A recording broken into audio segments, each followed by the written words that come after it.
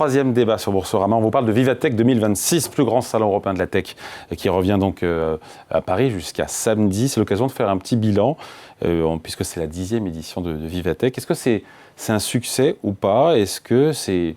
On peut faire, si on fait un bilan, c'est quoi? C'est un bilan positif en demi-teinte pour Emmanuel Macron, qui a beaucoup soutenu et lancé d'ailleurs Vivatech, et sa volonté de voir émerger une start-up nation. Est-ce que la France est devenue une locomotive de la tech mondiale?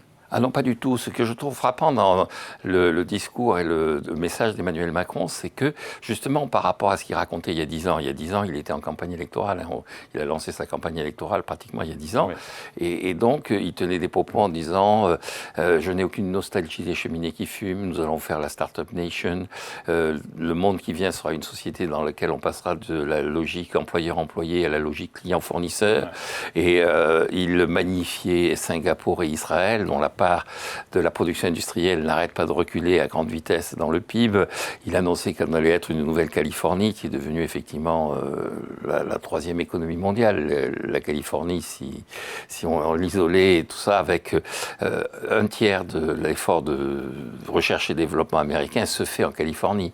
Donc c'était son modèle. Et maintenant, on est passé dans une situation où on nous annonce réindustrialisation, souveraineté, protectionnisme, etc. Donc là, je crois que Macron est passé totalement à côté du sujet. En revanche, le salon Vivatech en tant que tel, bon, c'est un salon, c'est comme le salon de l'agriculture, ça ne modifie pas les données du monde agricole, c'est une vitrine. Ce que je trouve important, c'est que ce devrait être l'occasion de réfléchir justement à ce qu'avait été le programme de 2016, à la réflexion qu'il y avait à l'époque, à l'idée du capitalisme cognitif. C'est aussi, donc c'est les 10 ans de Vivatech, mais c'est aussi les 25 ans de la déclaration de Serge Turuc. C'était en juin 2001. Pour les usines, entreprises sans usine. Les entreprises sans usine. Donc, je pense qu'il avait raison, et je pense que le véritable enjeu, c'est qu'on n'en a pas tenu assez compte et qu'on n'a pas assez réfléchi à ce que serait la société de ce qu'on appelle le capitalisme cognitif. Ça vous inspire quoi? Parce que moi, je me disais... Bon, là, vous demandez à deux dinosaures de vous raconter ce qui va se passer une fois que la météorite aura provoqué l'extinction de masse et quelles sont les perspectives des mammifères pour les millions d'années qui suivent. Donc, OK. C'est intéressant ce que pensent les dinosaures, mais voilà, il faut quand même remettre les choses dans leur... Non, mais ce que ça pèse dans l'économie... Vous demandez à des citadins ce qu'ils pensent du salon de l'agriculture. Ils trouvent que c'est super qu'on mette des vaches à Paris, qu'on peut avoir des vaches en métro. Il y a ce petit côté... Voilà, donc c'est l'exercice auquel vous nous demandez de nous livrer. Moi, je vais vous dire, je pense que Vivatech est un immense succès. Et c'est déjà un succès par la fréquentation et par la capacité d'attraction qu'a ce salon. En 10 ans, il a effectivement pris une place. Et de ce point de vue-là, c'est un immense succès.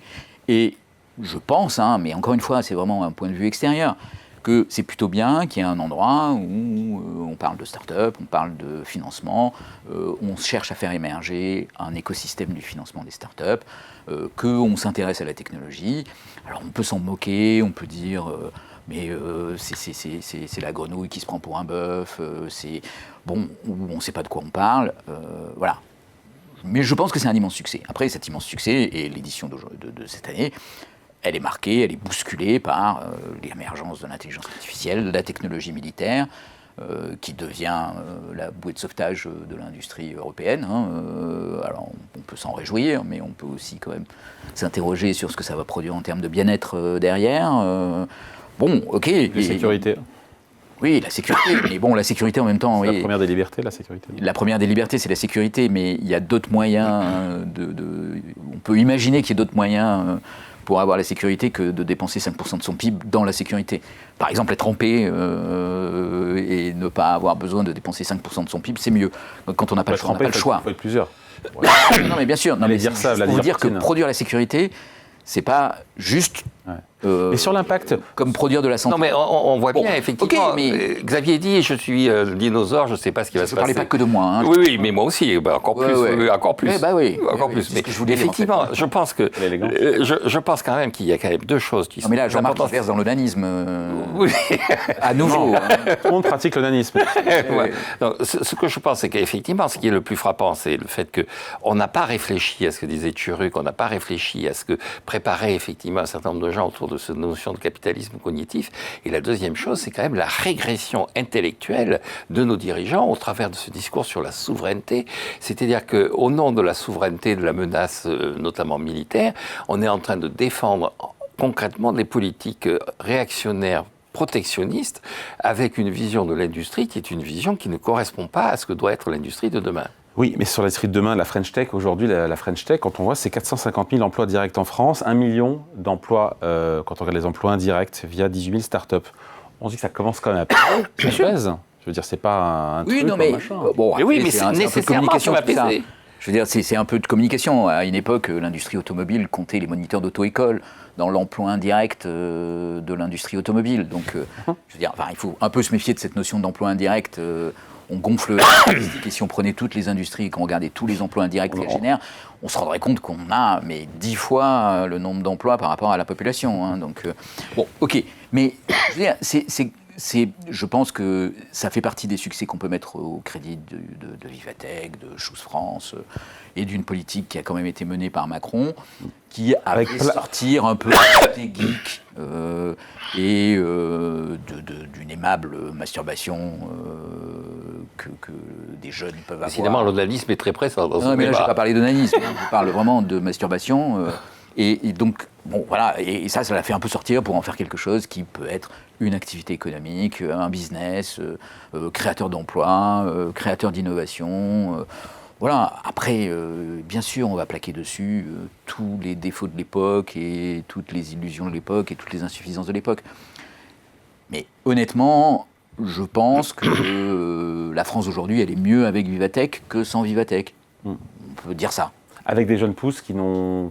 On a des très belles histoires, des très belles licornes, Doctolib, Back Market, et encore il y a Amilabs de Yann Lequin qui vient de se créer récemment, Mistral AI. C'est des beaux succès, mais elles doivent encore grandir. Elles ne sont pas parties encore vraiment à la conquête du monde. Hein. Mais elles sont plus susceptibles de partir à la conquête du monde. L'enjeu, c'est de les laisser vivre. C'est-à-dire que le véritable problème, c'est de ne pas considérer que tout dépend de l'action du gouvernement. Tout va dépendre des décisions qui sont prises. La seule chose que doit faire, à mon avis, le gouvernement, c'est comme en médecine, primum non nocere. C'est-à-dire d'abord ne pas nuire. Et pour ne pas nuire, la meilleure solution, c'est de dépenser le moins possible pour avoir à payer, pour avoir à imposer le moins possible la population. La première mesure que devrait prendre le gouvernement s'il veut favoriser les nouvelles technologies, c'est de supprimer les impôts de production. C'est pas de... Alors Vivatech, oui, je veux dire, c'est bien, c'est de l'économie spectacle, c'est bien, mais ce qui doit être pris de façon concrète, c'est de supprimer les impôts de production. Supprimer ou pas, et on finit là-dessus en 30 secondes, les impôts de production. Je pense que pour l'écosystème des startups en France aujourd'hui, c'est pas le sujet. C'est pas le sujet. Par contre, le vrai sujet, c'est la commande publique.